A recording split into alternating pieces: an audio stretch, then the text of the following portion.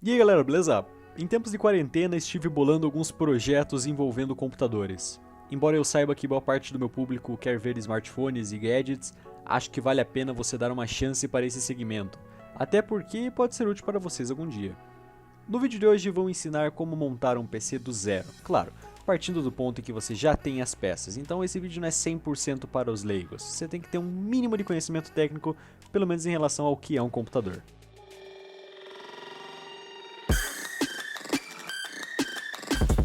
De hardware, esse PC que eu estou montando para mim terá essas peças.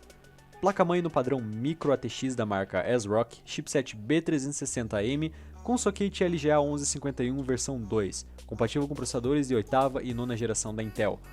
Duas memórias RAM DDR4 de 8 GB da HyperX, cada uma rodando na frequência de 2400 MHz. De processador, o Intel Core i5 de 9ª geração, modelo 9600KF. A sigla K significa que é possível fazer overclock em placas entusiastas, enquanto F significa que esse modelo não possui vídeo integrado, sendo obrigatório o uso de uma placa de vídeo. A GPU utilizada é uma GTX 1660 da Asus modelo TUF com 3 fãs versão AC e 6 GB de memória gráfica. Para rodar o Windows, um SSD M.2 da WD Blue com 500 GB de espaço. E como armazenamento auxiliar 1 TB de HD da WD e um HD de 320 GB também da WD para backup de arquivos importantes. Alimentando tudo isso, uma fonte Cooler Master MWA de 550 watts com selo de eficiência 80 Plus bronze. Era para ser uma semi-modular, mas a Pichau enviou errado, enfim, conto isso em outro vídeo. Tudo será montado dentro de um gabinete Cooler Master S400, lembrando que nesse caso ele é dimensionado para placa-mães Micro ATX. Sempre se atente nisso ao montar o seu hardware, pois um erro muito comum é comprar um gabinete menor do que a própria placa-mãe em casos de padrão ATX. Hardware apresentado, vamos para os preparativos da montagem. Reforço que é válido realizar a montagem do computador num lugar bem iluminado e de preferência com espaço para organizar as peças. Cuidado com a estática, se você está com qualquer roupa que possa gerar estática, como blusas de lã e tecidos derivados, tire e troque por algo mais seguro, como o algodão. São raros os casos de estática matar uma peça, mas é um risco muito comum principalmente em lugares com climas muito secos. Como precaução, encoste em algum metal aterrado, fique descalço por alguns segundos, sei lá. Qualquer coisa para tirar qualquer possível estática que tenha no seu corpo. Eu nunca tive problemas e também nunca fui paranoico com estática nos PCs. Mas quem é azarado pode queimar logo na primeira vez que encostar numa placa. Se ainda assim você está preocupado, use luvas, é mais prático. Para realizar a montagem você precisa ter em mãos todos os acessórios que você quer instalar, além de peças e uma chave Phillips média que será usada em praticamente todos os parafusos. Estando avisado sobre os riscos e peças, vamos começar com a montagem. Lembrando que cada pessoa monta o PC de um jeito. O meu método não é o mais rápido, mas sim o mais organizado para não ter dor de cabeça depois da montagem. Vou separar esse vídeo por categorias para você poder localizar ou pular caso necessário. O primeiro passo é preparar a placa-mãe e todos os componentes que vão nela. Tire-a da caixa e coloque na mesa com o plástico antistática ou espuma de proteção embaixo da peça. O primeiro item a ser colocado na placa-mãe é o processador. O procedimento possui algumas diferenças dependendo do processador, então vou mostrar um Intel e um AMD para abranger dúvidas gerais dos usuários. Na Intel você vai levantar a alavanca, abrir o mecanismo de trava e tirar a tampa de proteção. No caso dos AMDs você apenas levantará a trava que é presa do lado do socket. Se atente ao socket onde o processador está encaixado. No caso da Intel, os pinos de contato ficam na placa-mãe. Embora seja tentador meter o dedo neles, não faça isso pelo bem da sua placa-mãe. Nos processadores da AMD, os pinos ficam no processador, característica que torna a instalação muito mais arriscada para quem não entende, pois você pode matar seu processador se aplicar força demais. Sobre a posição, há um jeito certo de colocar. Se atente a uma seta de indicação, ela diz exatamente a posição que você vai encaixar o processador baseado na indicação que também está presente nele. Tire com cuidado o seu processador da proteção plástica e pegue com cuidado nas bordas. Localize a seta que mencionei no passo anterior e coloque-o na mesma posição, lembrando que não é necessário aplicar força, apenas alinhe e coloque no encaixe do socket. Essa é a parte onde a taxa de erros é grande e se ainda assim você tiver medo de realizar, peça para um profissional ou uma pessoa mais experiente realizar por você. Por fim, se tudo está encaixado corretamente, pode até conferir olhando de lado, feche o mecanismo de trava do socket.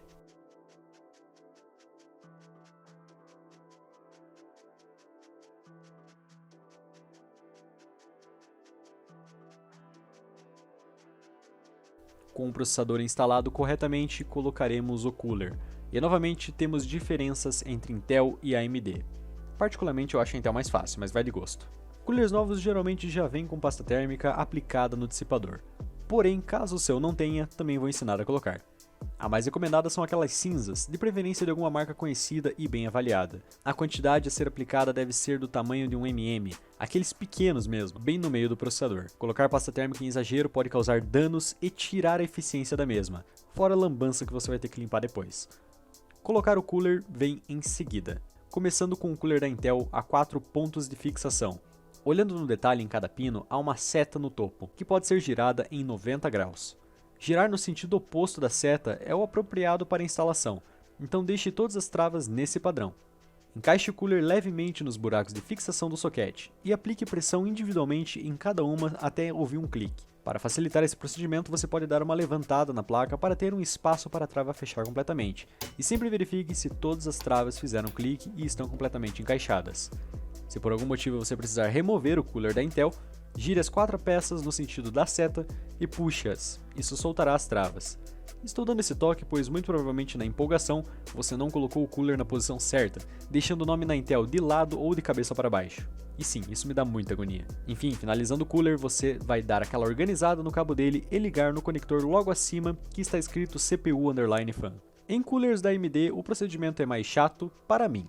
Há apenas 2 pontos de fixação que se encontram com o encaixe da placa-mãe, como se fossem garrinhas, das quais você precisa encaixá-las. Você posicionará o cooler na diagonal para encaixar o primeiro lado, logo após posicionará o cooler em cima do processador para encaixar a segunda trava. Após conseguir encaixá-la, basta apertar usando o pino do lado principal, que aplica mais pressão deixando o conjunto fixo. Partindo agora para as memórias, instalar a memória RAM é fácil, porém sempre é bom se atentar aos detalhes mais simples. Caso você tenha 2 pentes de memórias iguais, é recomendado instalá-las de maneira que operem em Dual Channel. E por mais contraditório que pareça, a instalação em Dual Channel não é necessariamente uma ao lado da outra, mas sim uma memória no slot 1 e outra no slot 3, e em casos de Quad Channel você coloca no slot 2 e slot 4. Caso a sua placa-mãe seja mais simples, com apenas 2 slots de memória, aí sim você encaixa uma ao lado da outra. Qualquer dúvida em relação à aplicação da memória, você pode tirar olhando no manual da placa-mãe e ver em quais slots correspondentes cada memória deve ir. Tirando essa funcionalidade, basta pegar a sua memória, verificar o encaixe e posicioná-la de maneira reta sobre o slot. Algumas placas possuem uma trava de cada lado, enquanto outras apenas em um deles. Nesses casos, sempre comece do lado que não tem trava e dê o aperto final no lado da trava. Sempre lembrando que a trava deve se fechar sozinha ao pressionar o pente no slot. Se quiser dar aquela verificada, dá uma conferida se os contatos estão alinhados de maneira torta. Essa parte vai como um extra, caso a sua placa-mãe possua um slot M.2 e você queira instalá-lo também. Tenha em mãos o parafuso de fixação do SSD M.2, que geralmente vem com a placa-mãe. Pegue o SSD, posicione no slot da placa-mãe com um ângulo de mais ou menos uns 30 graus e com a face do SSD para cima. Assim que ele encaixar, você vai terminar de baixar ele até a posição onde será parafusado, porém não precisa apertar tanto o parafuso. O mesmo procedimento vale para placas Wi-Fi e afins. E pronto, finalizamos a placa-mãe. Mas Paulo, e a placa de vídeo? Essa peça colocaremos mais tarde por motivos de praticidade. Agora vamos para o gabinete. Recomendo desmontar o máximo que o seu gabinete permite, removendo a tampa principal esquerda, a tampa lateral direita, a tampa frontal que necessita de um alicate para soltar as travas, e acessórios com filtros que possam ter pelo gabinete. O primeiro componente que eu coloco no gabinete é a fonte, pois através dela você começará a organizar o seu gabinete para aí sim encaixar a placa-mãe. Muita gente fala que não é nessa ordem, mas eu prefiro por questão de organização. Tem gente que gosta de colocar a fonte depois da placa-mãe. O encaixe da fonte é bem simples, sempre com o cooler virado para baixo, independente se ela se posiciona em cima ou embaixo do gabinete. Caso seja em cima, ela puxará o ar quente que circula dentro do gabinete. Se for embaixo, geralmente os gabinetes possuem uma entrada de ar para a fonte. Assim ela puxa o ar mais frio. É um adendo interessante caso você vá comprar um gabinete novo, verificar a existência de um filtro de ar para a fonte. Encaixe ela, parafuse na traseira do gabinete e logo em seguida desamarre todos os fios e jogue-os para fora. Se você for leigo, vou apresentar a função de cada cabo e onde cada um será conectado. Para alimentar a placa-mãe, utilizamos o conector ATX de 24 pinos, geralmente é o mais grosso que sai da fonte. Para alimentar o processador, utilizamos o conector CPU, composto de 4 mais 4 pinos. Ele é justamente composto pois em placas mais robustas e processadores mais fortes, às vezes é necessário utilizar 8 pinos de alimentação, se não às vezes até 12, enquanto configurações mais fracas utilizam apenas 4 pinos. Para alimentar a placa de vídeo, utilizamos o conector PCIe de 6 pinos mais 2. Fontes simples possuem apenas um conector de 6, isso se tiver. Fontes intermediárias podem ter um conector de 6 mais 2 pinos, enquanto fontes um pouco mais fortes podem possuir até 2 conectores de 6 mais 2 pinos. Não confunda esse conector com o do processador, pois mais que um se encaixe no outro, as polaridades não são as mesmas e algo pode queimar. Para alimentar seus HDs e alguns acessórios como LEDs e leitores de CD, utilizamos o SATA Power. Esse conector achatadinho que parece com o SATA comum. Para alimentar coolers externos, por fim, há o clássico conector Molex, que era utilizado antigamente até em HDs e placas de vídeo, com algumas gambiarras. Há outros conectores também, como o de alimentação de disquete e alguns proprietários em fontes entusiastas para monitoramento de consumo, mas não vou falar desses pois são bem específicos e muito provavelmente você não terá em sua fonte. Mas é claro, se você tiver uma fonte semi-modular, já vá tirando os cabos que você não precisará usar. Sabendo a função e local de cada conector, você começará um pré-cable management para organizar seu gabinete e instalar a placa-mãe. Cabos do painel frontal do gabinete não devem atrapalhar, então organizá-los conforme a sua placa-mãe facilitará depois. Geralmente conectores de áudio ficam no canto inferior esquerdo, conectores USB 2.0 ficam na parte inferior central e conectores de botões e LEDs do painel frontal ficam no canto inferior direito. Organize usando aquelas fitas tie-up, apelidadas carinhosamente de enforca-gato ou abraçadeiras, para organizar os cabos no lado oposto do gabinete. O pré-cable management varia muito de gabinete para gabinete, mas aí vai algumas dicas que são meio que universais. Sempre coloque o cabo do processador na saída mais próxima da placa-mãe, priorizando passar por trás dela se tiver espaço. O conector de alimentação da placa-mãe muitas vezes é o mais trabalhoso por conta do seu tamanho. Embora o acesso seja fácil, procure não deixar muitos cabos perto dele quando for começar a prendê-los. O conector da placa de vídeo pode vir junto com o da placa-mãe, porém será necessário um comprimento maior para ele alcançar o conector da placa de vídeo. Sempre posicione-o acima da placa de vídeo para não fazer peso. E de resto, basta dedicar um tempo organizando os cabos para que eles não se cruzem ou se embolem.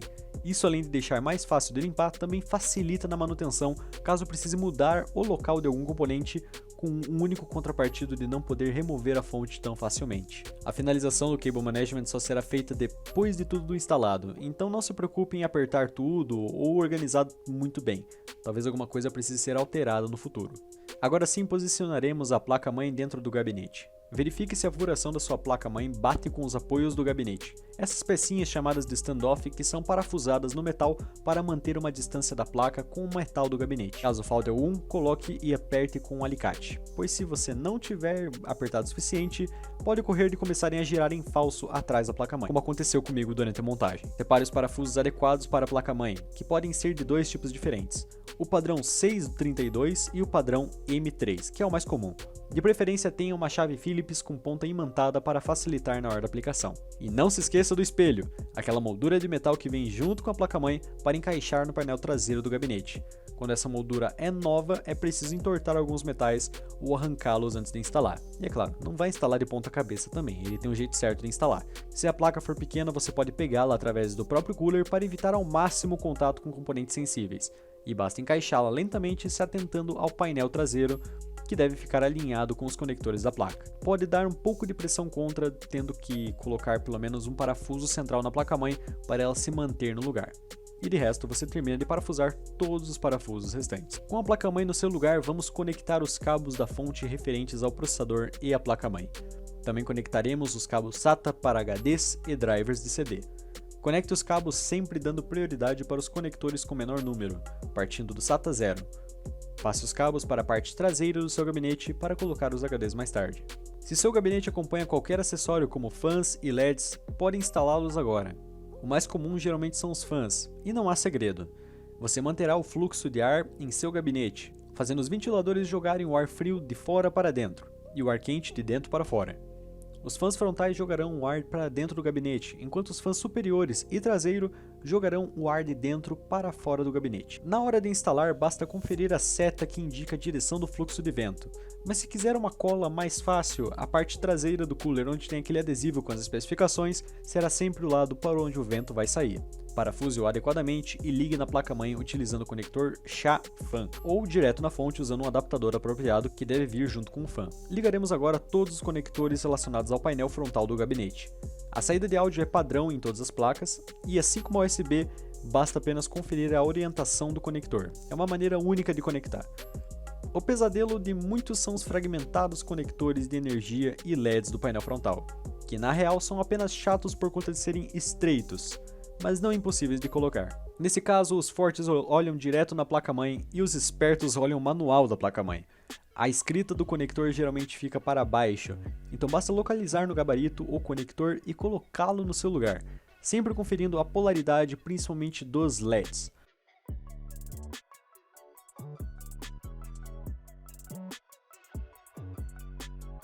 E por fim, finalmente a placa de vídeo. Deite o gabinete, pegue sua placa de vídeo e encaixe-a no conector PCI Express da placa-mãe. Esse conector possui uma trava automática que fará um clique ao encaixar corretamente a placa de vídeo. Porém, é claro, não vai esquecer de parafusar ela no gabinete, senão você pode quebrar o seu conector. Então parafuse de maneira que ela fique nivelada a 90 graus em relação à placa-mãe e conecte o cabo PCI Express da fonte caso seja necessário. Nesse momento você pode fazer um teste para conferir se nada está mal conectado, ligando o PC pela primeira vez e vendo se ele dá a imagem ou entra na BIOS. Não é necessário conectar o HD para esse teste. Alguns problemas simples podem ocorrer por falha de montagem. A fonte pode desarmar por ter algo no gabinete dando curto, seja um conector que está encostando no metal ou algo do tipo. O PC pode ligar e não dar imagem, podendo ser uma memória mal encaixada ou você ligando o conector de vídeo da placa-mãe em vez de ligar na placa de vídeo. E talvez algum conector do painel frontal que pode estar mal conectado, assim não chegando nem a ligar o computador. O PC ligou? Então você pode ficar tranquilo e seguir para a finalização do Cable Management colocando os HDs conforme o estilo do seu gabinete. Ler o manual é válido principalmente caso o seu gabinete seja mais avançado. Os parafusos padrões para HDs e SSDs são esse no padrão M3, podendo variar o estilo da cabeça de acordo com o gabinete. Em gabinetes mais antigos, os HDs ficam parafusados próximos à placa-mãe. Se o gabinete não for muito grande, se atente à altura que você colocará o HD, pois podem atrapalhar a instalação da placa de vídeo. Após fixar o HD corretamente, você conectará os cabos SATA e logo em seguida o SATA Power da fonte, seguindo a ordem do Cable Management. Tudo em seu devido lugar, você terminará o Cable Management prendendo cabos desnecessários e escondendo conectores que estão com sobras de fios e afins. Use as fitas tie-up e aqueles arames de fixação emborrachados para fazer uma rota com os cabos através do gabinete, evitando cruzar cabos desnecessários e também usando a criatividade e respeitando o desenho do gabinete. A ideia é aparecer apenas o essencial para o lado da placa-mãe, e a tampa traseira fechar com perfeição sem pegar nenhum cabo. Um Cable Management pode demorar de 30 minutos até 1h30 dependendo da complexidade do gabinete. Talvez seja necessário desconectar um cabo ou outro para reorganizar novamente. E se o gabinete possui qualquer acessório adicional, agora você pode colocar também.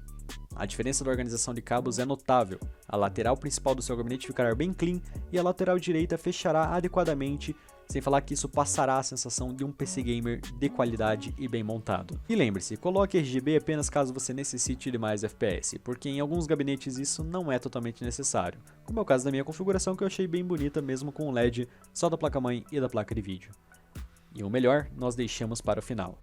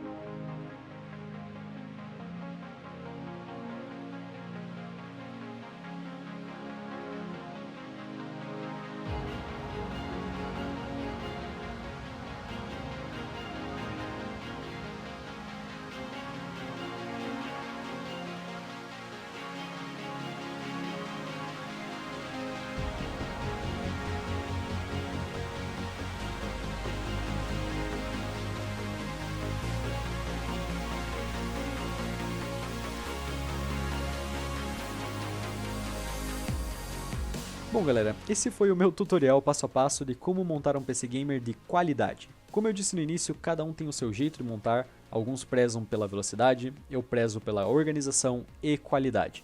Se esse vídeo foi útil para você, não esquece de dar um like, e caso você tenha montado o seu PC utilizando as minhas dicas, me marca lá no Instagram, @paulo_ivanquio, para eu ver como ficou o seu trabalho. Se não for inscrito, não se esqueça de se inscrever no canal para não perder mais vídeos como esse. É o seguinte galera, recomendo para vocês um grupo chamado Grupo de Pessoas Pobres com Computadores Ruins, agora na sua versão 2.0, porque o primeiro grupo caiu por um motivo misterioso.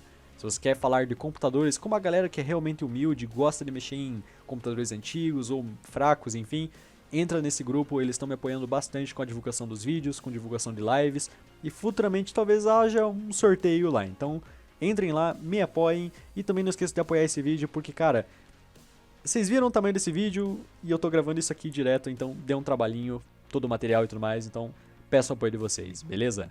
Falou, até o próximo vídeo. Fui!